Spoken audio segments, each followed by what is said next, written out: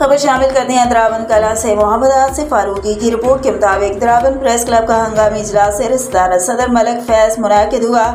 इजलास में social media club के मेंबरान ने भरपूर शिरकत की। तमाम मेंबरान ने हालिया सलाह मुतासरीन के साथ हमदर्दी का इजहार करते हुए उनके माली नुकसानात पर अफसोस का इजहार किया।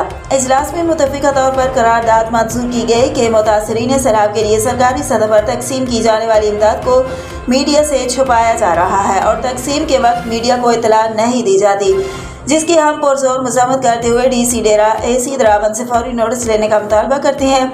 इजलास में ये भी तय पाया कि सरकारी इमदाद की तकसीम अगर मीडिया से मख्फी रखने की रविश बरकरार रही तो इस तकसीम के खिलाफ कलमी जिहाद जारी रखेंगे।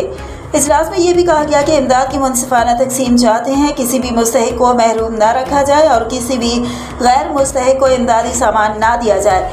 किसी भी घपले का इंकशाफ होने पर पुरजोर मुखालफत की जाएगी। इस सिलसिले में AC तहसीलदार व पटवारी से मुलाकात करके मीडिया के तहफ़्फ़ुज़ात ज़ाहिर करने का फैसला किया गया।